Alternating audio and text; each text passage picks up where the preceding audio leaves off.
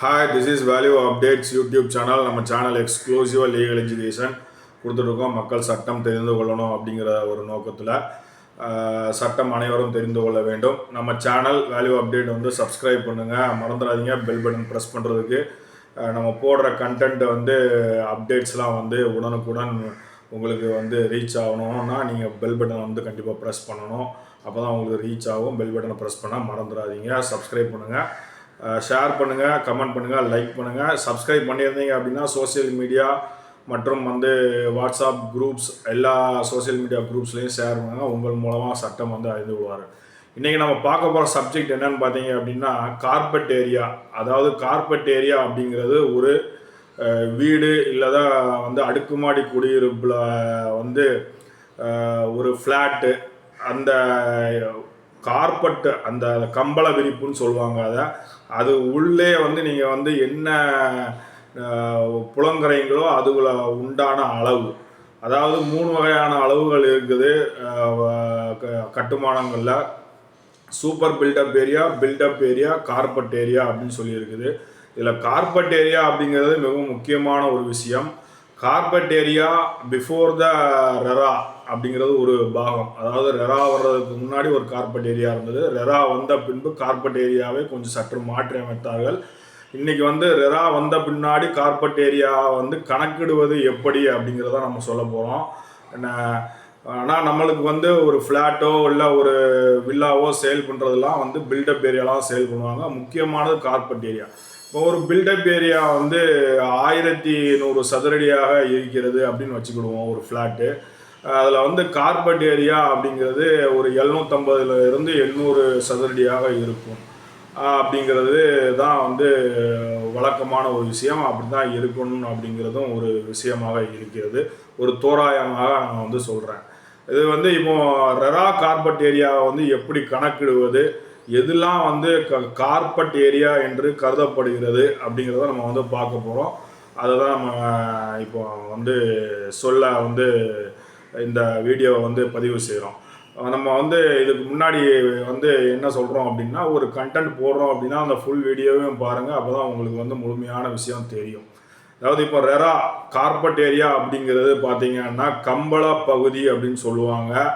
உள்ளே இருக்கும் அளவு, அதாவது நீங்கள் டைல்ஸ் பதிச்சிருக்கிறதுலாம் வந்து கார்பெட் ஏரியாவில் வரும். அந்த ரெரா கம்பள பகுதி என்பது பார்த்தீங்க அப்படின்னா ஒரு அடுக்குமாடி குடியிருப்பில் வந்து நிகர பயன்படுத்தக்கூடிய தரை பரப்பளவு ஆகும் அப்படிங்கிறதும், இதில் வந்து வெளிப்புற சுவர்கள், அதாவது இன்டர்னல் வால் வந்து இப்போ வந்து வரும்.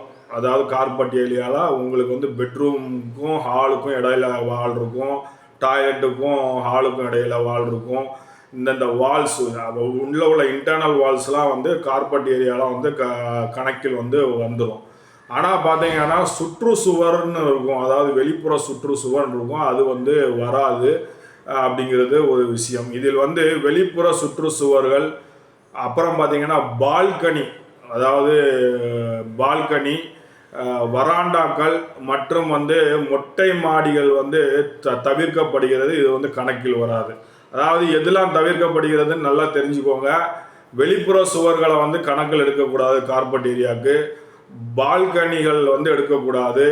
வராண்டாக்கள் இருந்தால் வராண்டாக்கள் எடுக்கக்கூடாது. மற்றும் மொட்டை மாடியை வந்து எடுக்கக்கூடாது அப்படிங்கிறது. மொட்டை மாடி அப்படிங்கிறது வந்து பார்த்திங்கன்னா வில்லா, ரோ ஹவுஸ் இந்த மாதிரி இதுக்கெலாம் வந்து வரும் அப்படிங்கிறதும்.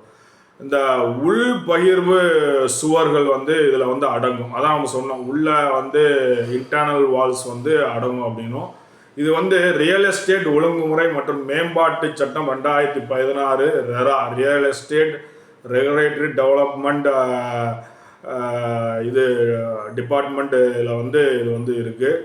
இந்த சட்டத்தின் மூலமாக வந்திருக்கு, கட்டாயப்படுத்தப்படுகிறது அப்படிங்கிறதும். இந்த வரைமுறை வந்து மிகவும் முக்கியமான ஒன்றாக வந்து கருதப்படுகிறது, விளம்பரப்படுத்தப்படுகிறது அப்படின்னும் வந்து சொல்லப்படுகிறது. என்ன முக்கிய விதிகள் மற்றும் கணக்கீடு உள்ளிட்டவையை வந்து நம்ம பார்க்கலாம். ஆல்ரெடி நம்ம சொல்லிட்டோம். கம்பள பகுதியில் வந்து, அதாவது carpet area, RERA carpet area வந்து படுக்கை அறை, அதாவது பெட்ரூம் வந்து கணக்கில் கொள்வார்கள். அப்புறம் வந்து வாழ்க்கை அறை அப்படின்னு சொல்லுவாங்க, லிவிங் ரூம், அதையும் வந்து அளவில் கொள்வார்கள்.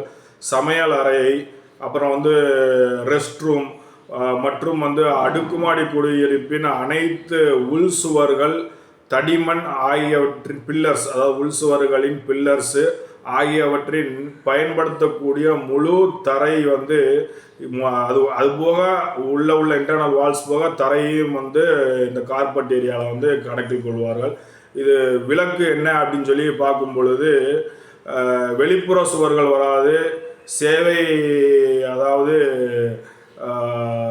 எக்ஸ்ட்ரா ஏதாவது பில்லர்ஸ் இருந்தால் வராது, பால்கனி வராது, வராண்டா வராது, மற்றும் திறந்த மொட்டை மாடி இருந்தால் மாடிகள் வராது, லாபிக்கள் மற்றும் படிக்கட்டுகள் போன்ற இதெல்லாம் வந்து போதுமானவை வந்து பகுதிகளாக வந்து கார்பெட் ஏரியாவாக கணக்கில் வந்து எடுத்துக்கொள்ள மாட்டார்கள்.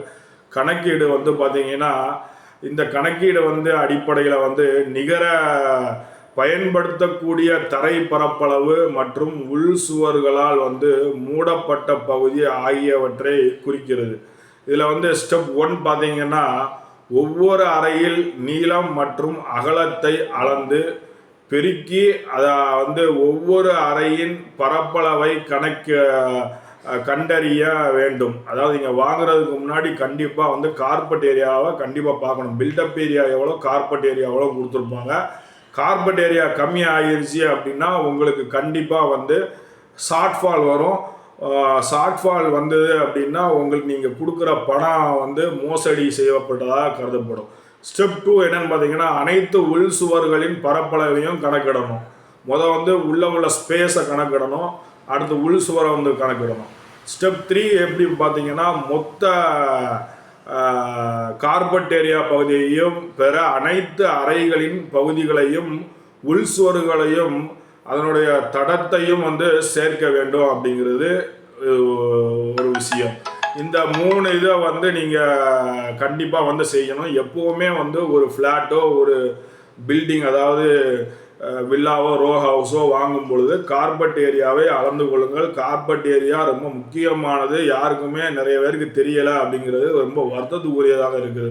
இதோட நோக்கம் வந்து என்ன அப்படின்னு பார்த்தீங்கன்னா, ஒரு சொத்துல பார்த்தீங்கன்னா உண்மையான விலையை கொடுத்து நம்ம வந்து அந்த இடத்தை வந்து வாங்கும் பொழுது நாம் அளக்காமல் வந்து கார்பெட் ஏரியாவை வாங்கி விடுவதால் அது வந்து கார்பெட் ஏரியா பல நேரங்களில் வந்து குறைவாக இருக்கும் என்று அறியப்பட்ட பின்பு பல வருடங்கள் கழித்து அது தெரிந்தால் உங்களால் வந்து வழக்கு தாக்கல் பண்ண முடியாது. அதனால் வந்து நீங்கள் வாங்குறதுக்கு முன்னாடியே ஒரு கார்பெட் ஏரியா வந்து அளந்துருங்க. அந்த அளக்குறது அப்படிங்கிறது ரொம்ப முக்கியமான விஷயம் அப்படிங்கிறத நம்ம சொல்கிறோம். எது வந்து கார்பெட் ஏரியாவாக கருதப்படுகிறது, ரெரா கார்பெட் ஏரியாவாக, எதை வந்து விலக்கு, அதாவது இதெல்லாம் வந்து அளக்கக்கூடாது, இதெல்லாம் வந்து ரெரா கார்பெட் ஏரியாவில் வராது அப்படிங்கிறதையும் வந்து நம்ம சொல்லியிருக்கோம். இது ரொம்ப முக்கியமான விஷயம்.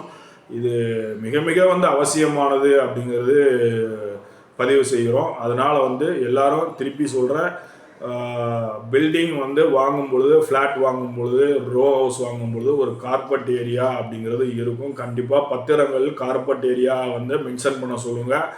உங்களுடைய சீட்ஸ் எந்த ஒரு லெட்டர்ஸாக இருந்தாலும் நீங்கள் பில்டர்கிட்ட வந்து கார்பெட் ஏரியா என்னன்னு கேளுங்க. அதை கேட்டு அதுக்கு பின்பாடு அதை அளந்து பாருங்கள். நம்ம என்ன சொல்லியிருக்கோமோ அதன்படி அளந்தீங்க அப்படின்னா கரெக்டாக இருந்தால் வந்து அதை வந்து வாங்குங்க.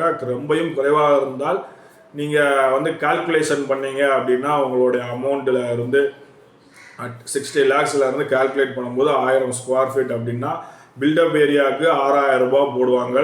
அதே கார்பெட் ஏரியா அப்படிங்கும் பொழுது இன்னமும் கூடும். ஏன்னா பில்டப் ஏரியா 1000னா கார்பெட் ஏரியா வந்து 750 தான் வரும். அப்படிங்கும்போது 7500 ரூபாய் ஒரு கார்பெட் ஏரியா வர இருக்கும். ஒரு 20 சதுரடி குறையும் பொழுது பார்த்தீங்கன்னா கிட்டத்தட்ட ஒரு 1.5 லட்சம் ரூபாய்க்கு மேலும் வந்து உங்களுக்கு வந்து அனாவசியமாக கொடுக்கிறீர்கள். உங்களை வந்து ஏமாற்றும் ஒரு விதமாக வந்து பில்டர் வந்து நடந்து கொள்வார்கள் அப்படிங்கிறதையும் நம்ம தெரிவிச்சுக்கிறோம். இது ரொம்ப முக்கியமான பதிவு அப்படிங்கிறனால நம்ம போடுறோம். இது வந்து ரெரா கார்பெட் ஏரியா. ரெராக்கு முன்னாடி வேறு மாதிரி இருந்தது கார்பெட் ஏரியா. ரெராக்கு பின்பு வந்து கார்பெட் ஏரியா வந்து அளவுகள் வந்து வேறு மாதிரியான வந்து வரையறுக்கப்பட்டிருக்கு அப்படிங்கிறதையும் நம்ம வந்து சொல்லிக்கிறோம். இப்போ நம்ம சொல்லியிருக்கிறது வந்து ரெரா கார்பெட் ஏரியா. நம்மளுடைய சேனல் வேல்யூ அப்டேட்ஸ் வந்து லீகல் எஜுகேஷன் கொடுத்துட்ருக்கோம், சட்ட விழிப்புணர்வு, மிகவும் முக்கியமான விஷயங்களை வந்து அப்டேட் பண்ணிகிட்ருக்கோம். நம்மளுடைய சேனலை வந்து சப்ஸ்கிரைப் பண்ணுங்கள், மறந்துடாதீங்க பெல் பட்டன் ப்ரெஸ் பண்ணுறதுக்கு. நீங்கள் பெல் பட்டன் ப்ரெஸ் பண்ணிங்கன்னா நம்ம போடுற வீடியோ நோட்டிஃபிகேஷனில் வந்துடும். அதனால் வந்து அது அவசியமானது. மிக்க நன்றி.